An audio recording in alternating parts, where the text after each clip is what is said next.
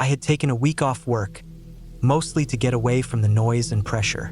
I wasn't going to fly anywhere or meet anyone. I just wanted to be alone for a while. I found a listing online for a cabin in northern Idaho. It wasn't far from a lake, surrounded by thick woods, no cell service, no Wi-Fi. It looked old but clean and cheap. I booked it for 6 days. The drive up was long, about 2 hours on the main highway, then another 40 minutes on a narrow gravel road that twisted through pine trees and steep hills. The last stretch felt endless. The road got narrower, more rutted, barely enough space for one vehicle. I kept going because I'd already paid and I wanted this break more than anything. When I got there, the cabin was exactly like the photos. Small, one floor, with siding that had faded gray in some spots, a porch that creaked under my boots, one door in front, 2 windows. I let myself in with the key the owner had left in a lockbox beside the door. Inside, it smelled like dust and wood smoke. It had that dry, quiet feel of a place that's been empty for a while. The first thing I did was open the windows to let air in. Then I unpacked a little, stocked the fridge with what I'd brought, and lit a fire in the small wood stove to take the chill off. The cabin had 1 bedroom, a kitchen with a dining table, and a small bathroom with cold water only. That was fine. I wasn't here to relax in luxury. I was here to not think for a while. That first night was uneventful. I made pasta, read a book, and went to bed early. I didn't even notice the silence until I was lying in bed. No cars, no humming from appliances, no voices, just the wind moving through the trees. It was strange at first, but not in a bad way, just unfamiliar. The next day, I explored a little. There wasn't a real trail behind the cabin, but I wandered down a slope toward the lake. It was maybe 15 minutes away, completely still and surrounded by thick trees. I sat there for a long time, didn't see a single person, no boats, no sounds. Felt like the world had paused. Later, back at the cabin, I chopped some firewood. There was a small axe leaning against the porch. The owner had left a note in the kitchen that said I could use anything I found around the place. The axe was old but sharp. I spent a couple hours cutting logs and stacking them beside the door. Felt good. Simple. That night, I was sitting on the porch just after dark. The stars were out, and the air was getting cold. I had a beer and a blanket wrapped around my shoulders. I heard something in the woods, a crunch, like footsteps on leaves. Not animals. Too slow, too heavy. I froze. The sound stopped. I waited, holding my breath, staring into the dark. Nothing moved. Eventually, I went inside and locked the door, just in case. The sound could have been anything. A deer, a tree branch, maybe even my own imagination. I tried not to dwell on it. The next morning, I found something strange. The stack of firewood I'd made was knocked over. Not just collapsed, but scattered. Some of the pieces were 10 feet from the pile. I stood there staring at it for a while, trying to make sense of it. There hadn't been wind. It hadn't rained. No animals around that would move wood like that. I cleaned it up and res-tacked it. This time I did it tighter, more careful. That afternoon, I went back to the lake. I noticed something near the tree line, shoe prints in the dirt. Not fresh, but not old either. Just a few of them heading toward the water. I stood over them for a while. They were big, larger than mine, deep in the soil. I looked around but didn't see anyone. I didn't stay long by the lake that time. When I got back to the cabin, I started locking the door, even during the day. I left the axe on the porch, leaned upright, easy to grab. Something didn't feel right anymore. Not terrifying, just off. That night I couldn't sleep. I kept thinking about the firewood, the footsteps, the prints. Every sound outside felt louder than it should have been. I got up around 2 a.m., walked to the front window and looked out. I didn't see anything, but the woods looked darker than usual. I checked the back window too. Nothing there either. Still, I stayed up until the sun came up. The next day, I didn't go to the lake. I stayed close, read my book, tried to distract myself. But I kept checking outside, kept walking around the cabin, just to see if anything had changed. Around noon, I noticed the axe was gone. It wasn't on the porch. I hadn't touched it since I left it there the day before. I looked around for a while, checked behind the cabin, looked under the porch. It wasn't anywhere. My heart started beating hard. That axe wasn't something that would roll away or fall. Someone had taken it. I was sure of it. I went inside and locked the door, closed the curtains. I sat at the table for a long time just listening. I didn't hear anything, but I couldn't relax. I kept thinking someone had been here while I slept, or while I was walking the property, watching me, close enough to walk up to the porch and take something without me noticing. The rest of the day passed in a blur. I kept checking the windows. I didn't eat dinner. I stayed up, lights off, sitting near the front window where I could see the porch. Around 1 a.m., I saw movement. A shape moved near the edge of the trees, just past the clearing. I couldn't make out details, no face, no color, just the outline of a person standing there, not moving, just watching the cabin. I didn't turn the lights on. I didn't move. I sat there frozen, staring through the curtain. After maybe 5 minutes, the shape disappeared. I don't know if they walked away or ducked behind something, but they were gone. I didn't sleep. I waited until dawn, then packed my things fast. I left everything I didn't absolutely need. I didn't even clean up. I just shoved stuff into my bags, got in the car, and drove out. I kept looking in the rearview mirror the whole time. The gravel road felt longer than before. I didn't stop until I reached the highway. Once I had service, I called the owner and told him I left early. I didn't say why. I didn't want to explain anything because I still didn't understand it myself. Back home, I kept thinking about the trip. I kept replaying everything in my head. The prints by the lake, the woodpile, the missing axe, that figure in the dark. It wasn't one thing that scared me, it was how it all added up. Someone had been around that cabin, watching, maybe the whole time. There weren't any clear signs of danger. No break-ins, no violence. But the way they stayed hidden, the way they moved in and out, taking things, standing in the dark without coming closer, that's what scared me the most. They didn't want to hurt me, not yet. They just wanted to let me know they were there. I don't know what would have happened if I stayed longer. Maybe nothing. Or maybe they were just waiting for the right night, the right moment. I'm glad I didn't give them the chance. I've never gone back to a remote cabin since, and I never will.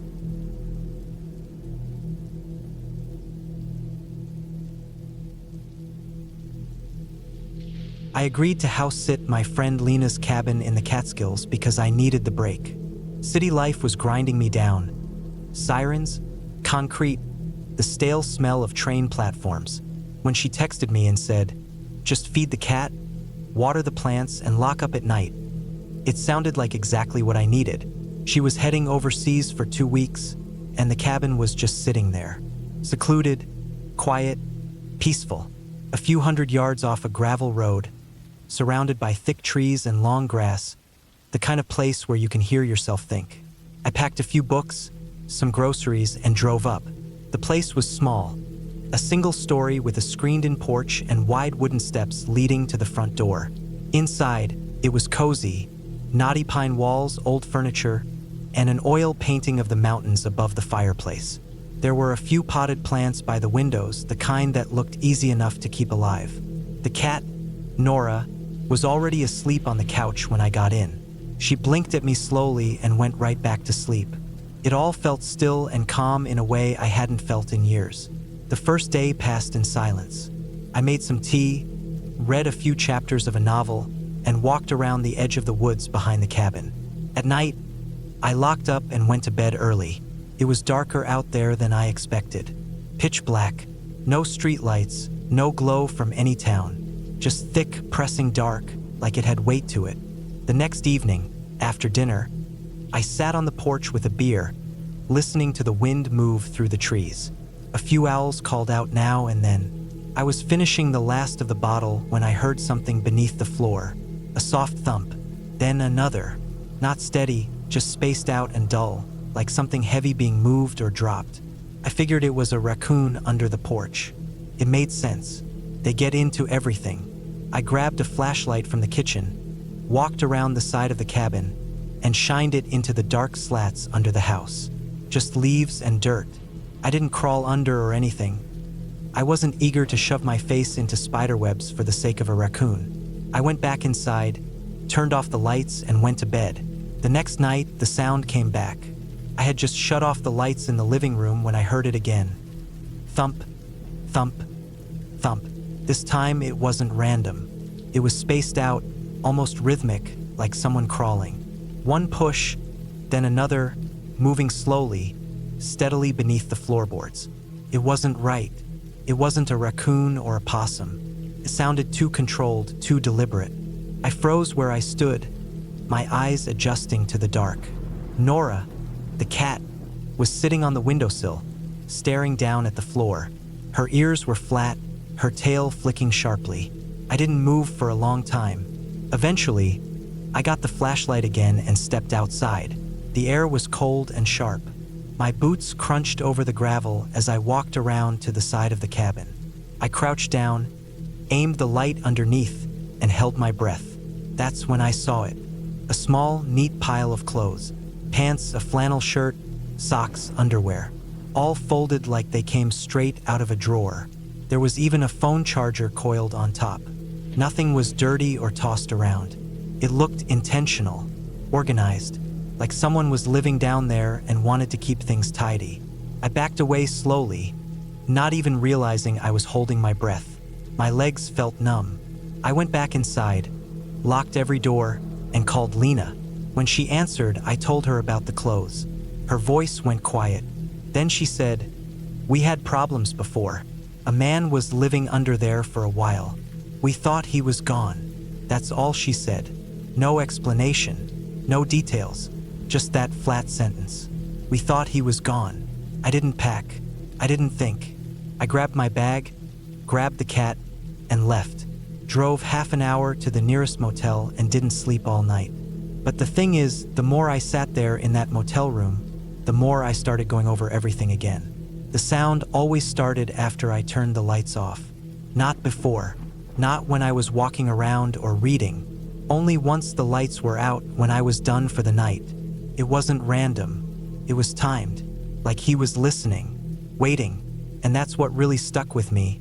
The idea that maybe he knew my routine. Maybe he watched me through the floorboards or the gaps under the porch. Maybe he learned the sound of the lights going off. Maybe he learned the rhythm of my steps or the creak of the floor near the kitchen. I stayed in the motel for the rest of the week. Lena told me not to worry about the plants. I didn't ask what she meant by problems. I didn't want to know. A few days later, I drove back just to get the rest of my stuff. I didn't go inside. I just opened the front door, grabbed my bag, and shut it behind me. While I was locking the door, I looked over toward the porch. The boards along the side had shifted, just slightly, like something had been dragged out from underneath. I left, again. A week passed, then two. I tried to push it out of my head, told myself it was a squatter, a homeless man who found a quiet place to sleep. That's all, nothing more. But then I started thinking about how clean the clothes were, how organized, and how he waited for the dark. That's what keeps me up now, knowing he wasn't just hiding. He was watching, listening, studying my movements, waiting for his moment. I told Lena she needed to get the cabin checked. She said she would. I didn't ask for updates. Sometimes I wonder if he's still out there, waiting under someone else's cabin. Or maybe not even under one. Maybe inside, watching, silent, learning the sound of lights turning off and footsteps going still, waiting for dark.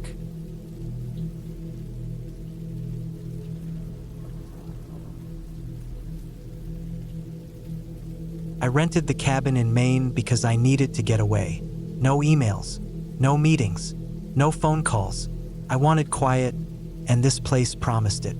It was just a small, single-story structure surrounded by trees in every direction. The listing said no Wi-Fi and no cell service, which most people might see as a downside. But for me, that was the main selling point. I needed stillness, something to reset my head. The drive took most of the day. Long stretches of back roads, thick forest on either side, and no real signs of life. No houses, no stores, no gas stations for miles. just tree after tree, road after road. By the time I got there, the sun was low, hanging orange behind the tops of the pines. The air felt damp and smelled like wet bark and moss. The cabin was smaller than I thought it'd be, but not in a bad way. It had one bedroom, a small bathroom, and an open living room with a couch, a coffee table, and a stone fireplace. There was a kitchen tucked in the corner with a tiny stove, an old fridge that hummed constantly, and a shelf full of mismatched plates and mugs. It was clean but lived in. The floor creaked when I walked, and the wood paneling on the walls looked faded with age. On the far side of the living room, beneath a dusty window, was a short bookshelf. It held a few dog-eared novels, a stack of yellowing magazines, and a thick leather notebook with no title. The first night was quiet. I made pasta, poured a glass of wine, and sat by the fire with a book I'd brought. No TV, no noise from outside, not even wind, just the low crackle of burning wood. I went to bed early and slept surprisingly well. The next morning, I got up around 7, made coffee, ate some toast. Then I walked around outside, down a narrow trail that led to a dried-up creek bed. The woods were heavy with silence. No people, no traffic, only the occasional snap of a twig or the distant sound of a bird. It was the kind of place where time didn't seem to move. When I got back to the cabin, I decided to check out the bookshelf. Nothing special, just old Stephen King paperbacks, a faded wildlife guide, some old National Geographic issues. Then there was the leather notebook. It was tucked between two large cookbooks, like someone had tried to hide it but didn't try very hard. I took it to the table and opened it. The pages were filled with short, simple entries, handwritten in pen, neat but rushed. Each page started with a date at the top. Then underneath, lines of observations. Man left at 9:03. Woman read on porch. 3:15. Lights off at 11:46 minuto. Eating soup again. Sitting by fire. Alone. Every few pages, the names would change. Eleanor. Patrick. D. Lori. There were no last names, just first names or initials. Some pages had notes that spanned a week. Others only had a day or two. The writing went back years. At least 15, maybe more. Most of it was boring, just everyday stuff. Someone made tea. Someone took a nap. Someone went outside at a certain time. But then I saw my name. It was 2 pages from the end. July 3rd. M. Woke up at 7:04. Ate toast. Coffee at 7:16. Walked outside at 7:42. Back at 8:33. Sat on couch. Reading. That was exactly what I'd done that morning. To the minute. I never told anyone. My phone was on airplane mode, no signal. I hadn't posted anything or shared any kind of schedule. I just did it. Alone. I flipped the page. July 2nd. M. Unpacked at 4:21. Ate pasta. Sat by fire until 9:48. Lights off at 10:12 minuto. I felt a cold sweat on the back of my neck. I shut the notebook and stared at it. My hands were shaking a little. I didn't want to believe it meant anything. Maybe it was coincidence. Maybe it was part of some dumb writing prompt someone had started. But I couldn't stop thinking about how accurate it was. Right down to the minute I'd turned off the lights the night before. I opened the notebook again and flipped back through older entries. Some were longer. Some had notes in the margins. Once in a while, someone had written things like, argued with woman, or sitting with head in hands, or cried in bedroom, but most were dry, factual, like someone keeping track of animals, or test subjects. I got up and walked around the cabin, trying not to panic. I opened every drawer. I checked behind the curtains. I looked under the bed. Nothing, just dust and empty space. Then I remembered the fire alarm. It was an older model, one of those square plastic ones with the little green test light. It was right above the doorway to the bedroom. I dragged a chair over, stood up, and looked closer. I saw something behind the vent slits, a black circle, like a camera lens. My heart was pounding. I unscrewed the plastic cover and yanked it down. The thing wasn't connected to anything. It looked like a smoke detector on the outside, but inside was a small, battery-powered camera with a lens about the size of a dime. It had a memory card slot. No blinking light, no wires, just quietly recording. I searched the rest of the cabin. Above the bathroom mirror was another fire alarm. I opened that one too. Another camera inside. Same design. Whoever installed them tried to make them look normal. They weren't. I felt sick. I kept looking. Found a third one on the ceiling of the living room. It was harder to reach, but I got it down. Same thing. 3 cameras that I could find. I didn't know if there were more. I packed in a frenzy. I threw my clothes into my bag without folding them. I didn't even change out of my pajamas. I just stuffed everything into my duffel, grabbed my keys, and opened the front door. But I stopped. That notebook. Couldn't leave it. I went back inside and took it off the table. I didn't want anyone finding it. I didn't want it ending up back on the shelf for the next guest. I stepped outside and walked around the side of the cabin to where the fire pit was. I stacked some dry wood, placed the notebook on top, and lit it. The pages curled quickly. The leather cover blackened and hissed in the flame. It burned slow at first, then faster, the words turning to smoke. I watched until it was gone. Every page. I stayed until nothing but ash was left. Then I got in my car and drove. I didn't stop until I reached a main road and finally got a signal. I didn't call anyone. I just kept going. I drove until I was out of the state. I didn't sleep until that night, in a hotel with a lock on the door and a smoke alarm I unscrewed before I went to bed. I never reported it. I don't know why. Maybe I didn't want to explain it. Maybe I thought no one would care. Maybe I didn't want anyone to know I'd been watched, recorded, tracked like that. I don't know who wrote those entries. I don't know how many people stayed in that cabin before me, how many names were listed, how many routines were recorded. But someone was keeping track of them, watching every moment. And they had started watching me too. But they won't anymore.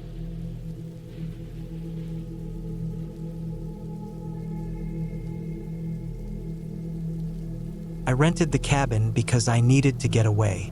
I'd been stuck on the same paragraph for over a month and couldn't seem to get anything done at home. The distractions, the noise, the city. It was all too much.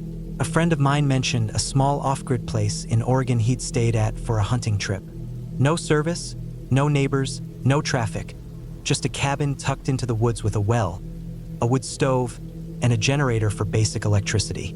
It sounded perfect. I booked it for a week. The drive there was long, mostly winding 2-lane highways through dense trees and empty farmland. After I turned off the main road, it was about 4 more miles of gravel that narrowed into little more than a dirt path. I didn't see a single house along the way. When I finally arrived, the cabin was exactly as described. 1 floor, small porch, metal roof. A woodpile was stacked neatly on the side, and the forest came right up to the back wall. There was no fence, no gate, just wilderness in every direction. I spent that first day hiking around and stretching my legs after the long drive. The trail behind the cabin dropped down into a shallow ravine, then climbed up again into thicker woods. I didn't go far, maybe a mile or 2 in, just enough to get a feel for the place. The forest was quiet, not dead quiet.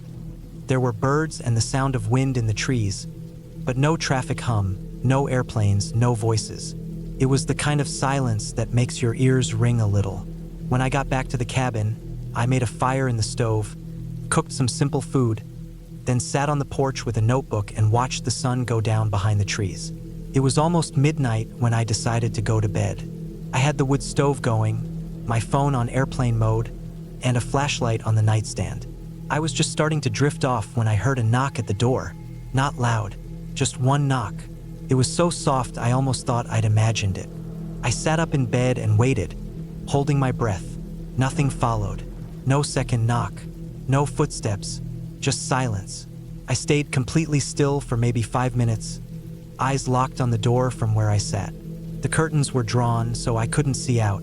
I didn't move. Eventually, I got up slowly, keeping my steps light, and crept to the front window. I pulled the curtain back just an inch and looked outside. There was no one there. The porch was empty. The yard, dimly lit by moonlight, was still. The trees at the edge of the clearing swayed gently in the wind, but there was no movement. I stood there for another minute or two, then went back to bed. I didn't sleep much after that. In the morning, I checked outside. The ground around the porch was soft dirt, dry but still able to hold a footprint. I saw them right away, faint boot prints. They came from the treeline, curved around to the porch, and then went around the side of the cabin, toward the back, and disappeared into the woods. They didn't come from the road. There weren't any tire tracks or anything like that, just the prints. I followed them as far as I could. They were hard to track past the cabin because the undergrowth got thick and the trail vanished. But I walked a ways into the trees, stepping over logs and pushing aside branches, until I couldn't see the path anymore. Felt like I was being watched. I know that sounds paranoid, but I kept turning around, sure I'd see someone standing there. I didn't. After that, I decided to be more cautious. I still wanted to write. I didn't want to give up after just one night. So I spent the day inside with the door locked, writing by the wood stove, occasionally stepping out on the porch to stretch or get some air. I had brought a game camera with me, something I used when hiking or camping to spot wildlife. I decided to set it up. I attached it to a tree about 20 yards from the cabin, angled toward the clearing where the forest started. It was motion activated and would save still photos to an SD card. I figured if anyone came near the cabin again, I'd have proof. Just knowing it was there made me feel better. That night, I didn't light the fire. I didn't turn on any lights. I didn't want to draw attention to myself. I sat in the dark with a knife on my lap and a blanket around my shoulders, waiting. The cabin creaked from time to time, the way old buildings do, but nothing else. For hours, nothing. Then at 2:11 a.m., it happened again. One knock, same as before. Not a knock like someone trying to get your attention, just a single, slow knock, like they wanted to let me know they were there. I didn't move. My heart was pounding so hard it hurt. I gripped the knife tighter, barely breathing. I waited. 5 minutes. 10. No footsteps. No voices. No sound at all. Eventually I got up, crouched low, and moved to the window. I peeked through the curtain. Nothing. The porch was empty again. I didn't sleep. I sat up until the sun came up, then started packing immediately. I didn't make coffee. I didn't eat. I just threw everything in the car and left. Before I pulled out, I remembered the game camera. I almost didn't bother, but I ran over to the tree, yanked it off, and stuffed it in the car with the rest of my gear. It wasn't until I was 2 hours down the road and stopped for gas that I checked the footage. I opened my laptop, inserted the SD card, and clicked through the files. There were a few early shots of birds and a deer from the first day, then nothing until the last night. There was a single image saved at 2:09 a.m., 2 minutes before the knock. A man was standing at the edge of the trees. He wasn't walking. He wasn't moving. He was just standing there, half shadowed by branches, facing the cabin, looking straight at the camera. His face was pale and blank, no expression. His clothes looked normal, jeans, a jacket, but something about him felt off, like he didn't belong, like he hadn't walked there, like he had just been standing there for a long time, waiting. He wasn't blurry. He wasn't far away. The photo was clear, too clear. He had no backpack, no flashlight, no gear, just standing in the trees at 2 in the morning, alone. I deleted the photo, removed the card, and threw it in a dumpster behind the gas station. I know that was stupid, but I didn't want it near me anymore. I just wanted to forget the whole thing. I never reported it. What would I even say? That someone knocked on my door and walked away? That I saw footprints? That a man stood at the edge of the woods and stared at a camera? It's been months now. I haven't gone back to the woods. Haven't gone anywhere alone, really. I tried to forget it. Tried to convince myself it was just some weird loner living out there. Maybe a hunter, maybe a squatter. But every now and then, when I wake up in the middle of the night, I can still hear that single knock. Just one. Slow and quiet, like it's waiting.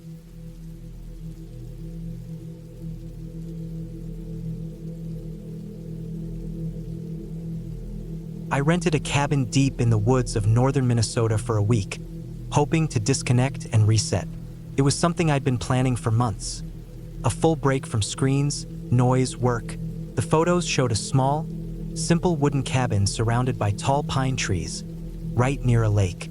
No neighbors, no traffic. It looked peaceful, isolated, perfect. I drove up from the city, 6 hours straight, and reached the gravel road just as the sun dipped behind the trees. The road twisted through dense forest, the kind where the trees grow close together and blot out most of the sky.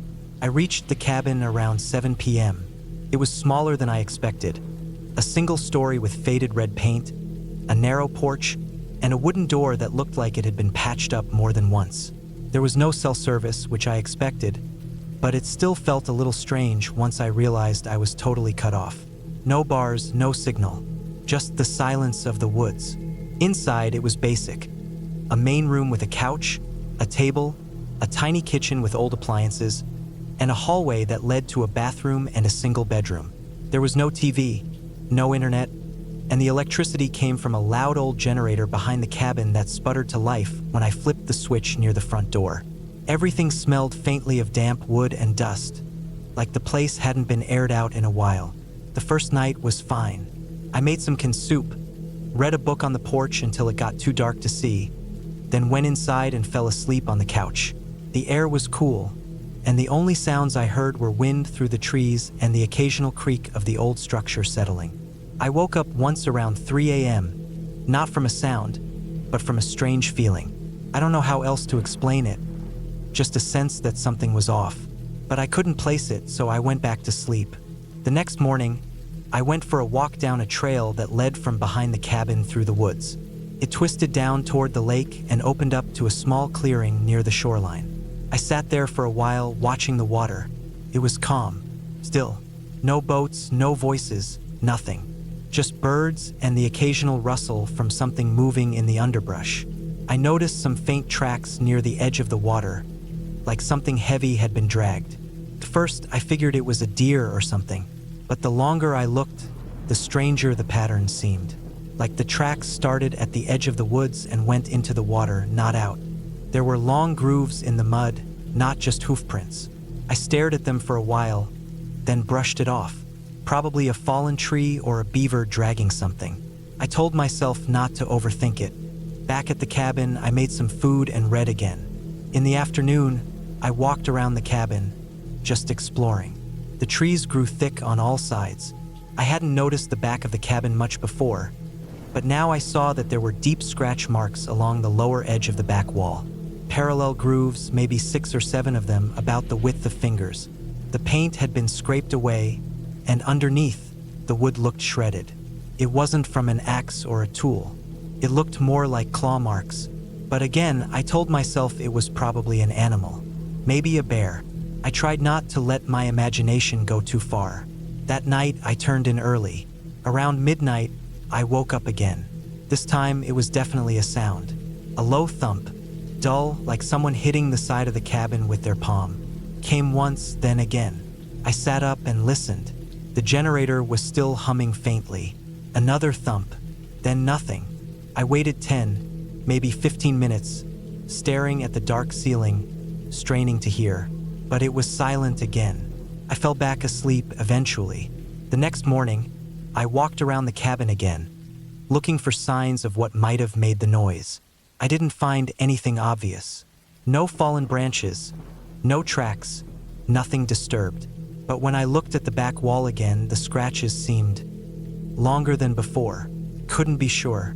Maybe I hadn't looked close enough the day before, but it bothered me. I took a picture of the marks just in case. I didn't know why I felt the need to document them, but it gave me some small sense of control. On the third day, I found something that made my stomach turn. About 50 feet into the woods, just past where the trees got thicker, I saw something sticking out of the ground. It was a small rusted metal box, half buried in leaves and soil. I dug it out and opened it. Inside were a few old photographs, black and white, faded.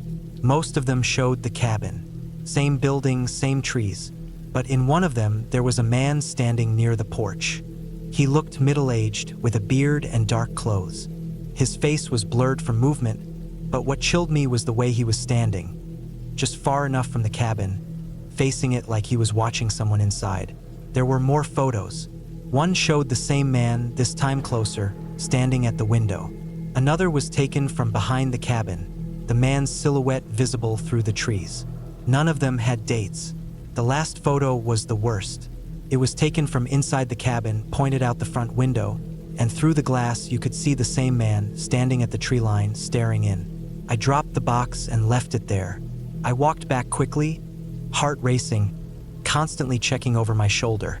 I didn't see anyone, but the trees felt tighter, closer, like something was closing in. I locked the cabin door when I got back, even though there was nothing around for miles. I didn't know what else to do. That night, I didn't sleep. Around 2 a.m., I heard it again. The thump, then another. This time it moved from the back wall to the side, then to the front, like something was circling. I sat frozen on the couch, every light on, holding a kitchen knife. I didn't look out the window. I didn't want to know. Morning came slow. When it was finally light, I went outside. The ground around the cabin was disturbed. Small prints, too small for boots. Not animal tracks. They looked like bare feet. I followed them around the cabin. They led to the side window. Right beneath it, there was a spot where the dirt was heavily packed, like someone had been standing there for a long time. That was it. I was done. I packed everything, threw it in my car, and started driving. I didn't care about the refund or the rest of the week. I just needed to leave. About 2 hours down the road, when I finally got cell service again, I pulled over and looked up the cabin's address. I found an old news article from 5 years ago. A man had gone missing there. He was renting the cabin alone. No sign of forced entry, no evidence of struggle. Just gone. The photo in the article showed the same cabin, same porch. The man's name wasn't familiar, but I recognized the face. He was the man from the photos. Same beard, same clothes. I kept reading. The case had gone cold. No body was found. The family stopped looking after a year. I still have the photos. I don't know why I didn't leave them behind. Part of me thinks I kept them as proof that something happened. Something real. But I haven't shown them to anyone. I don't even like looking at them. Since then, I've had trouble sleeping. Every so often, when it's quiet and late, I think I hear that dull thump again. And sometimes, just sometimes, I wake up feeling watched. I'll check the window. Nothing's ever there. But I don't go into the woods anymore. And I'll never rent a cabin again.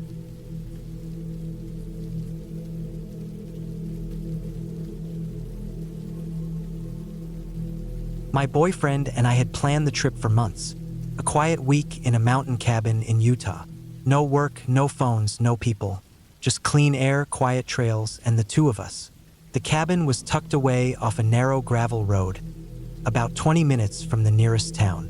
It was surrounded by pine trees, and the air smelled sharp and clean, like with smoke and cold earth. The place looked even better than the pictures. Modern, 2 bedrooms, big windows, polished floors, a stone fireplace, and all the furniture looked new. It even had a hot tub on the back deck, facing the trees. We got there in the afternoon and started unpacking. I was putting our clothes away in the master bedroom while he brought in groceries from the car. That's when I noticed something strange. Inside the closet, on the right-hand wall, the wooden paneling looked off. The rest of the closet had a clean, smooth finish, but this one section stuck out slightly, like the wood had warped or been reattached carelessly. I pushed on it just out of curiosity. It moved. A soft click, and it swung inward. There was a narrow opening, maybe 2 feet wide and 6 feet tall. I ducked in a little and looked inside. It was a small room, maybe the size of a large walk-in closet. No windows, no drywall, just exposed wood and insulation. The air was heavy, stale, and foul. The first thing I noticed was the mattress. It lay directly on the floor, old, stained, sunken in the middle like it had been used for years. Against one wall were dozens of empty pill bottles, lined up in messy rows. Some had fallen over. Some still had faded labels. There were crumpled tissues, food wrappers, a few water bottles with yellow liquid inside, and something written on the wall in pencil. Dozens of short vertical lines like tally marks. I stepped back quickly and closed the panel. I didn't say anything right away, just stood there, staring at the now closed panel, my heart beating faster. The smell lingered, metallic and moldy, like rust and wet rags.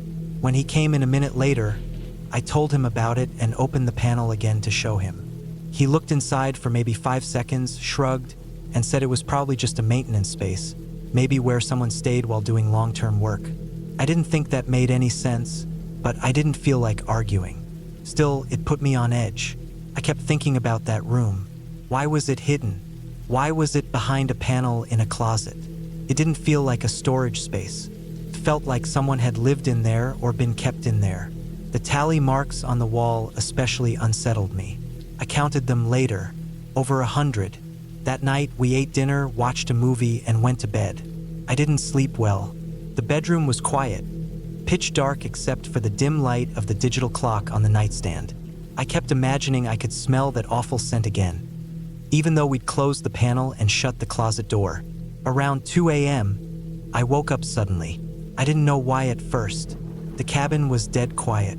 I listened for a while, no wind, no animals outside, nothing, just silence. But something felt wrong. I sat up in bed slowly. The closet door was open. I hadn't heard it move. There was no creak, no click, but it was wide open, and in the dark, I could see the outline of the panel. It was open too, just slightly, not all the way, but enough that I could see the dark slit of space behind it. I couldn't see inside, but I didn't want to. My skin crawled. I didn't move. I didn't wake him. I just sat there, barely breathing. I didn't sleep the rest of the night. Every time I closed my eyes, I imagined I could hear breathing from inside the closet. Light slow, just barely there. I kept my eyes fixed on that opening. The panel never moved again, but I couldn't shake the feeling that someone had been in that room, that maybe they still were. At sunrise, I got out of bed, packed up our bags, and told him we were leaving. He was groggy and annoyed at first, but once I told him the closet door had been open during the night, he didn't argue. We didn't eat breakfast, just got in the car and drove back to town. I called the property manager as soon as we had signal. I didn't mention everything, just said there was a hidden room behind the closet, and that it looked like someone had been staying in it. She sounded surprised, but not curious. She said she'd send someone to check. That was it. No questions. I kept thinking about that night for days. About how the closet door had opened so quietly. About the pill bottles and the tally marks. About how none of it made sense.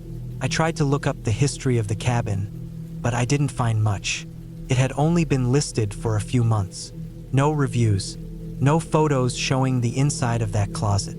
A week later, I checked the listing again. It was gone. The entire post had been taken down. Photos, description, everything. Not marked as booked, not updated. Just completely removed, like it had never been there. I don't know what that room was used for. I don't know who had been sleeping there, or why it was hidden. But someone had stayed in that space for a long time. Long enough to need that many pills. Long enough to count the days. And someone had opened that panel again in the middle of the night. Maybe out of habit. Maybe they thought no one was there. Or maybe they were still in there the whole time. We stayed in a hotel for the rest of the week. A cheap one with bright lights and paper-thin walls. I didn't sleep well, but at least I wasn't afraid to close my eyes. I haven't stayed in a cabin since.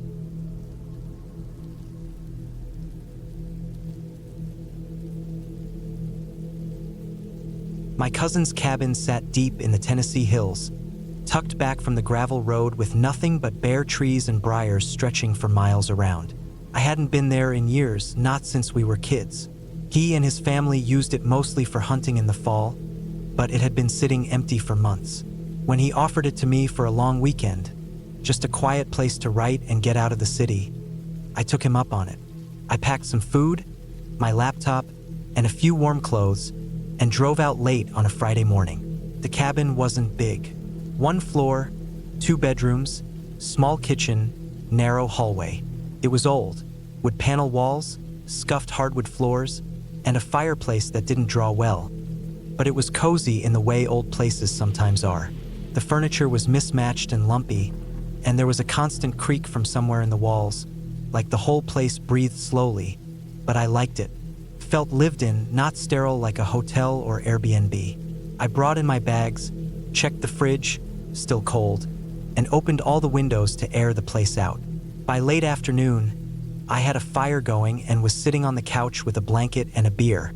I spent the first evening just relaxing, reading mostly, looking forward to a couple of quiet days.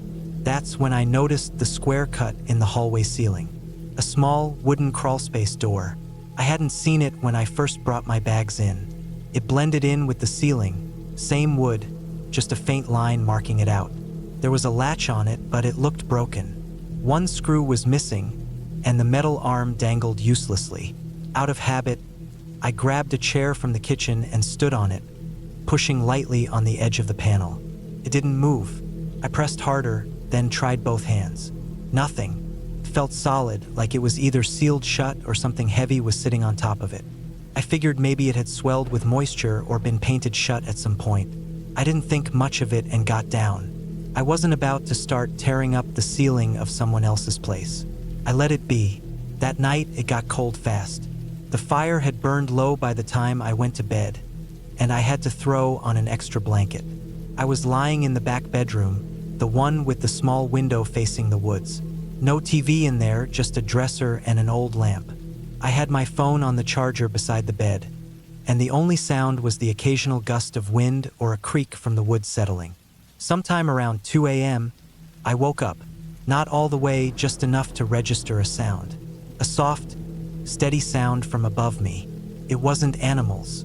I've lived in enough old houses to know what raccoons or squirrels sound like. This was slower, heavier, more deliberate.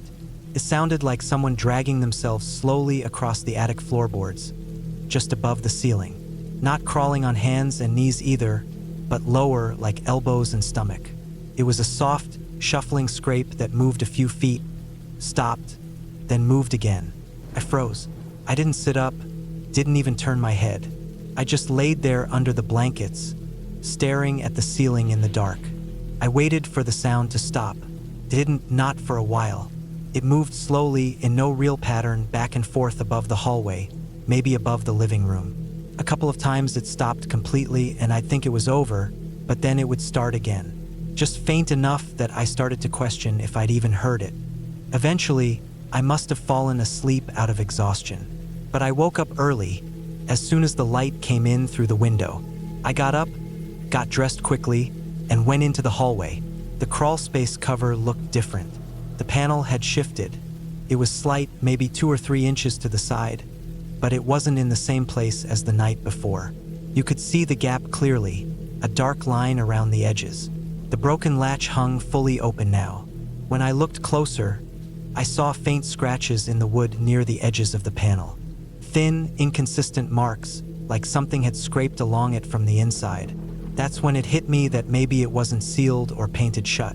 Maybe something or someone had been up there holding it down the night before, or worse, had been trying to open it. I stood there, heart pounding, staring up at that gap in the ceiling for a long time. I didn't want to touch it again. I didn't want to know what was up there. I got a weird, prickling feeling in my arms and back, like I was being watched, like something was up there now, just inches above me, waiting. I grabbed my bag from the bedroom and left. I didn't even eat breakfast. I got in my car and drove. Didn't stop until I hit the highway and could see other cars, other people. I didn't tell my cousin right away. I didn't want to sound crazy. It wasn't until 2 weeks later that he called me. He sounded off, quiet. He said he and his dad had gone up to the cabin to fix some pipes and found the front door unlocked. Nothing was missing, nothing broken, but something wasn't right. In the hallway, they saw the crawlspace panel had been pushed completely open. A chair had been left beneath it, so they went up to check. Inside the attic was a nest. Makeshift bedding made out of old blankets, jackets, even a few ripped couch cushions. In one corner was a pile of empty water bottles, food wrappers, granola bar packs, all sorts of junk.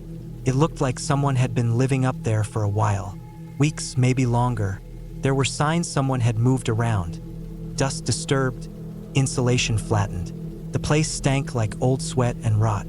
Whoever it was had been living quietly in the attic, slipping down who knows when, maybe while we were asleep. My cousin called the sheriff, but there was nothing to go on. No fingerprints, no ID, no sign of forced entry. Just a hidden squatter who knew how to stay invisible. They changed the locks, added a real deadbolt, bolted the crawlspace shut with a metal bracket. But that didn't make me feel better. What haunted me was the thought that I'd been sleeping there while someone else was above me, listening, waiting. I don't know if they ever came down while I was inside. I never saw anything missing, but I can't shake the thought that they were watching me, maybe standing at the crawlspace door, waiting for me to fall asleep. I never went back. I won't. My cousin tried to laugh it off later, said maybe it was just some drifter who found a warm place to crash. But I don't buy that. There were no signs of forced entry, no windows broken, no doors jimmied. Whoever it was had a key or had gotten in some other way. Maybe they'd been there before I even arrived. Sometimes I think about that night, about the sound of that slow, dragging shuffle above my bed, and I wonder what would have happened if I'd pulled the panel all the way open that first night. What I would have seen, staring up into the dark. I'm glad I didn't.